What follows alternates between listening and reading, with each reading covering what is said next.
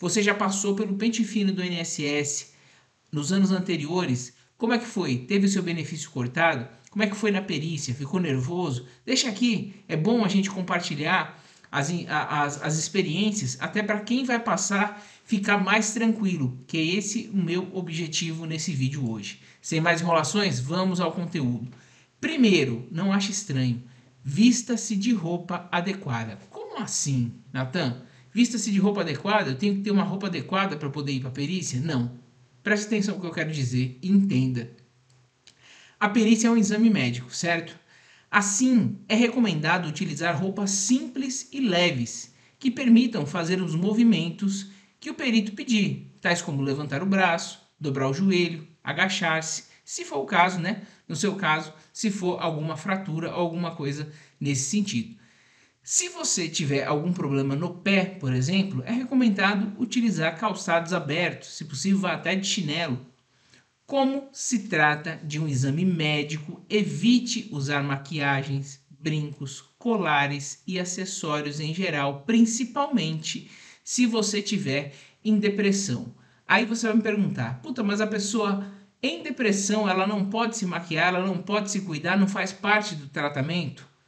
Óbvio que sim, concordo plenamente com você, mas a gente está falando do exame lá, que é no máximo 20 minutos. Por óbvio que não serão suas roupas que definirão ou a sua maquiagem que definirão o seu estado de saúde. Mas como o ditado diz, a primeira impressão é a que fica. Então tome cuidado, que a gente já viu muitas vezes relatos em perícias judiciais, né, de que a pessoa estava muito bem maquiada, estava muito bem apresentável por estar com depressão. Então tome cuidado com isso, evite, vá normalmente com roupas leves, roupas do dia a dia, para facilitar a perícia e não dar motivo para que o perito utilize isso para negar o seu benefício, tá, pessoal? O sistema de perícia do INSS, só fazendo um adendo aqui, ele já está há muito desgastado, né? Você entra na sala de perícia nervoso, achando que o perito vai negar o seu benefício. E o perito, ele já te recebe por muitas vezes, né, alguns, achando que você vai tentar enganá-lo de alguma forma. Então, isso acaba criando uma animosidade e acaba gerando injustiças, cortes de benefícios de forma injusta. 2. Chegue cedo. Isso para tudo na sua vida, tá, pessoal? Serve para tudo. Mas aqui para a perícia, chegue pelo menos 30 minutos antes do horário marcado. Você foi convocado com uma perícia de pente fino. Chegue 30 minutos, pelo menos, antes do horário marcado. Confira em qual agência do INSS está marcada a sua perícia. Ligue no 135, confirme isso e informe-se sobre como chegar ao local previamente, se você ainda não sabe. Se você atrasar ou confundir em qual agência está agendada a sua perícia, você não conseguirá fazê-la e deverá esperar por um longo prazo, a depender da fila do momento, e você pode ficar sem seu benefício enquanto isso. Então, se antecipar, chegar no horário, né, antecipado é sua obrigação, certo? 3. Leve todos os documentos necessários. Quando eu falo todos os documentos necessários, eu não falo para você pegar um calhamaço de papel da história da sua vida e levar lá, tá? Não falo para você pegar que você quebrou a perna jogando bola quando você tinha 20 anos e levar. Eu não falo para um problema de coluna que você teve quando você tinha 15 anos para você levar lá. Todos os documentos necessários que tenham a ver com a incapacidade para o trabalho atualmente, para o seu trabalho. Olha só, no dia marcado da perícia, é importante levar o seu documento pessoal com foto, nunca saia sem ele, CPF, carteira de trabalho, se tiver, e documentos médicos, tais como atestados. Não saia, não deixe de levar o atestado. O perito, ele tem 20 minutos para te avaliar. Ele vai se basear no atestado, no exame que você apresentar. Ele vai fazer ali uma correlação do atestado, do exame, das receitas, né, se tem a ver com o seu trabalho, com a sua atividade laboral, com a sua profissão. O que tem a ver? Então, aquele atestado que está ali, que está escrito nele, os exames e as receitas, elas realmente juntas ali, elas incapacitam você para a sua profissão atualmente, para exercê-la, ou seja, que comprovem que aquela doença impede de você trabalhar ou retornar ao trabalho no caso de aposentadoria por invalidez, né? No caso de um de um benefício que não é permanente, é provisório, né? Que provisoriamente você não consegue retornar. Então, aquele você tem que focar exatamente no que te levou ao afastamento, naquele momento. Putz, não estou conseguindo trabalhar por isso, procurei o médico, realmente não estou conseguindo. Não misture as coisas. Caso você se consulte com frequência, é interessante solicitar na clínica ou no posto que lhe atenda um prontuário médico, pois nele conterá todo o seu histórico médico e isso é muito favorável na perícia, certo? Já leve os documentos organizados, não chegue com aquele calhamaço de papel, principalmente todo amarrotado, e jogue na mesa do perito. Preferencialmente, deixe em cima os atestados e laudos, exames de imagem, se tiver, mais recentes e mais importantes, e embaixo os mais antigos, pois a perícia será muito rápida e o perito do INSS não terá tempo de ordenar seus documentos antes de analisá-los. Inclusive, isso vai irritá-lo e irritaria qualquer pessoa que estaria ali com 20 minutos para analisar a sua situação e recebesse um calhamaço de papel que você teria que organizar ainda e saber do que é isso quando ele não vem todo amassado. Estou sendo muito sincero com vocês porque isso acontece muito, então evite, porque você vai sair já muito, largar muito na frente, vai causar uma boa impressão. Importante, se você sofre com problemas psiquiátricos, tais como depressão, síndrome do pânico, é interessante ir à perícia acompanhado por algum familiar ou amigo. É permitido acompanhante, vou repetir, desde que o perito autorize e veja a necessidade. Então, às vezes você vai ficar nervoso, você vai ter uma crise de pânico ali na hora. Não finja uma crise de pânico na hora, mas se você tiver, peça um acompanhante que te deixe mais seguro e o perito pode autorizar. 4. Se possível, pegue atestado e exames atualizados. Vou bater nessa tecla novamente. Se possível, se consulte com seu médico alguns dias antes da perícia e pegue um atestado novo, recente. Avise seu médico que você passará por reavaliação do INSS e peça um atestado bem completo, no qual o médico diga qual a sua doença, desde quando você vem se tratando, se você pode ou não trabalhar, se essa doença te incapacita ou não para a sua profissão e por quanto tempo você tem que ficar afastado para se recuperar. Principalmente também qual o tratamento que você está fazendo para se recuperar naquele prazo que ele colocou, certo?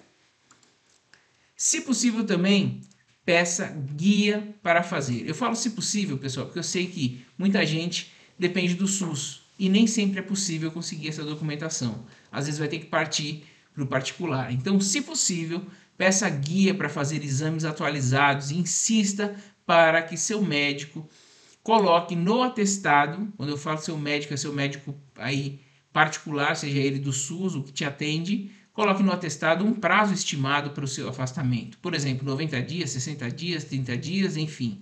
Que ele estipule um prazo, não deixando apenas para o médico do INSS definir, fixar a data que você deve voltar ao trabalho.